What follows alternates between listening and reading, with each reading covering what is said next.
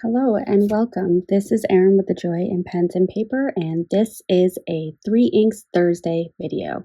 This is number 23 in this series of videos, and in a 3 Inks video, I take 3 inks, swatch it on 3 different types of paper and then use 3 different nib sizes so that we can get a comparison of the inks and how they work on different papers and how they present with different size nibs.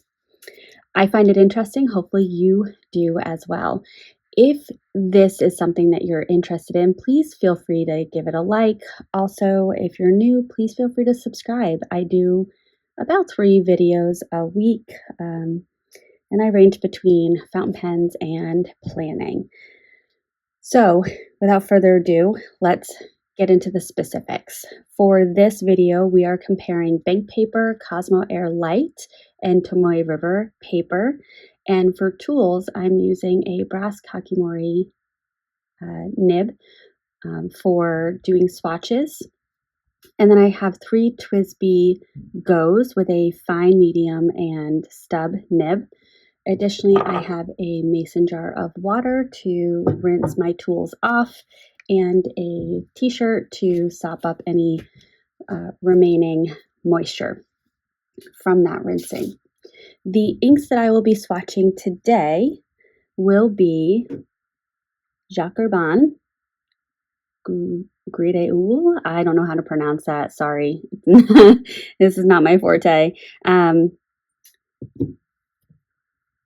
Iroshizuku Kirisami, and Pelikan Edelstein Moonstone. So you can see all 3 are bottles and all 3 are gray. Feeling a gray moment right now. So I'm going to go ahead and enjoy it.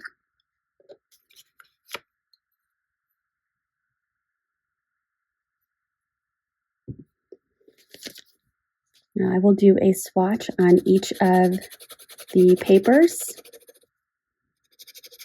and then I will write the brand name with the fine nib, the ink name with the medium nib, and then some upper and lowercase letters with the stub nib.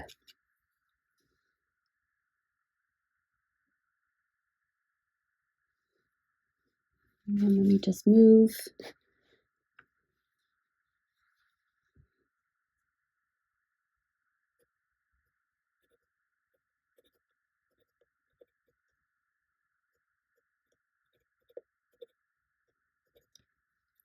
Now this is an ink that I got at the first pen show that I ever went to, and I also purchased the Pilot E95S, and for a while had that kind of exclusively inked up with this ink.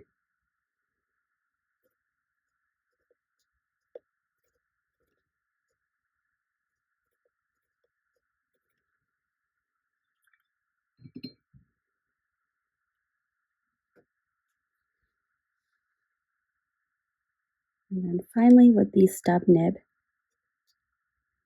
you can see I got a lot there.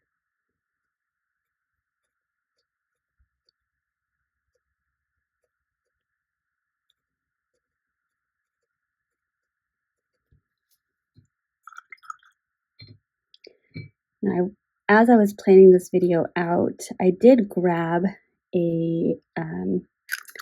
another gray in my collection, and I wanted to pre-swatch these just to see if I could get them in order from darkest to lightest. Lightest to darkest? Darkest to lightest. And so I swatched one of them, and it feathered and it kind of edged out the little swatch spot and the letters with blue. And so then I gave that ink a little smell, and I believe it has gone bad.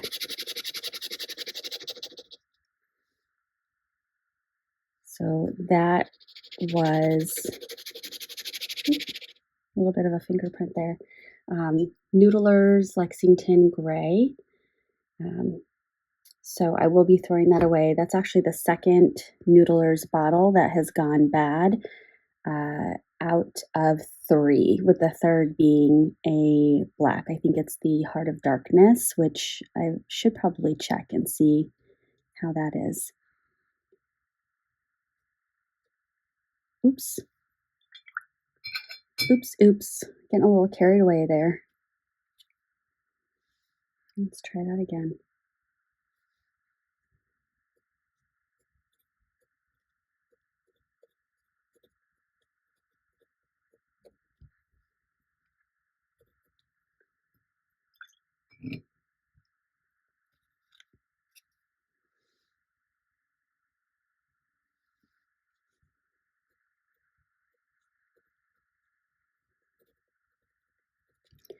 And I believe this ink, the Pilot Iroshizuku Kirisami, has been discontinued, which I'm very sad about, and I am considering snatching up another bottle. I recently went to a pen show and they had a bottle, and I really thought long and hard. I have had this bottle, I would say, gosh, around 5 years, and the ink is almost half gone. So I guess when I think about that and I think about my collection, and these other inks that I'm swatching, I don't necessarily need another bottle of it. All right, so we have a gray that's really warm and one that's really cool.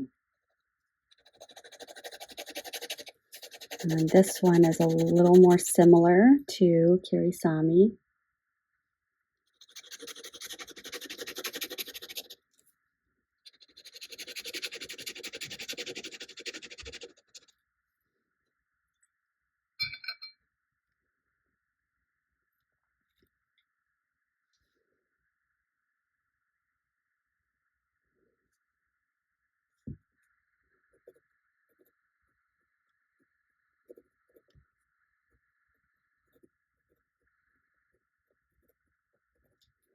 And this ink I received for Christmas 2 years ago, almost 3 years ago.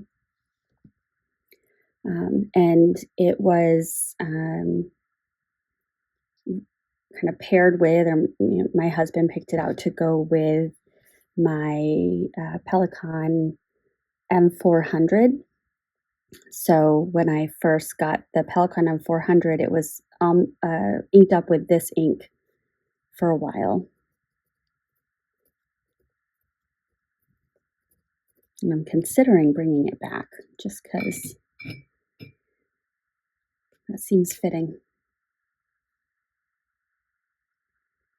And apparently I'm feeling the grays. A little, there we go.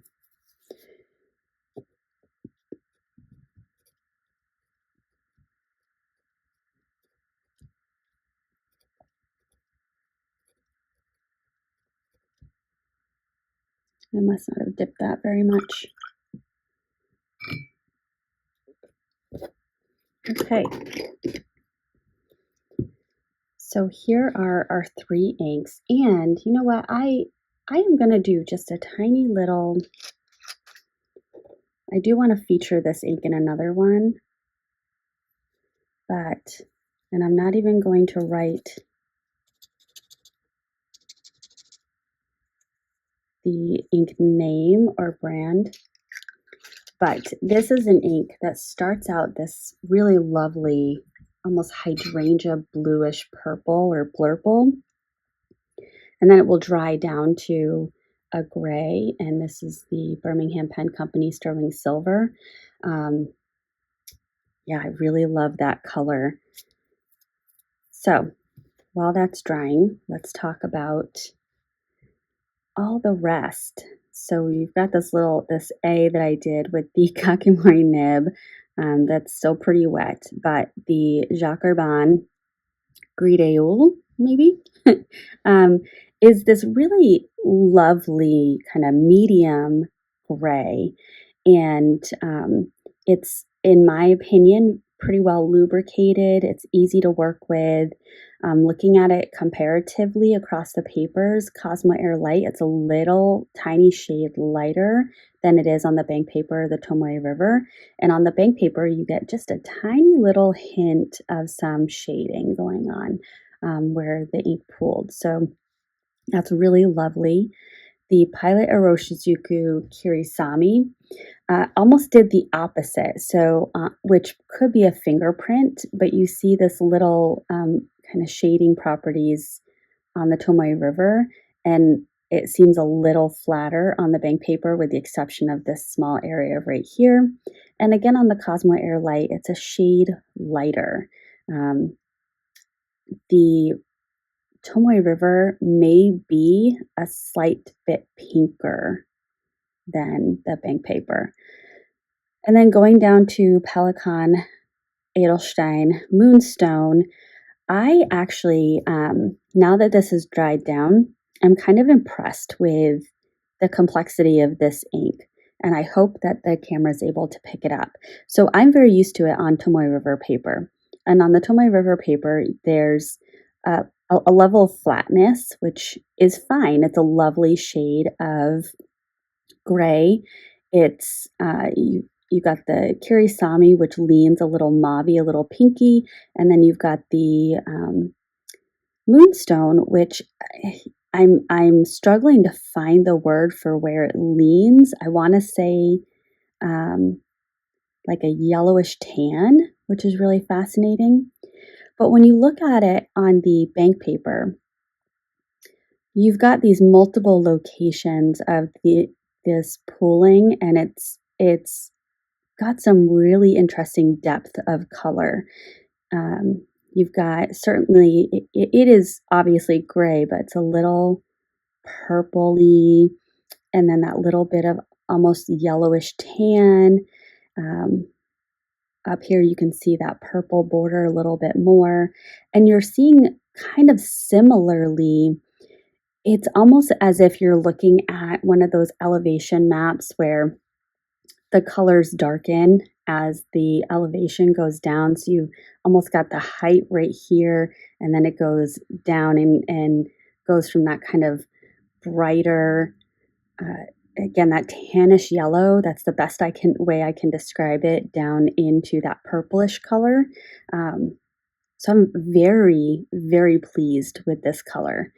Now, looking at the Birmingham Pen Company Sterling Silver, it's continued to dry down and it's a little bit more of a navy color. But I wonder if I can find it quickly. I believe I can.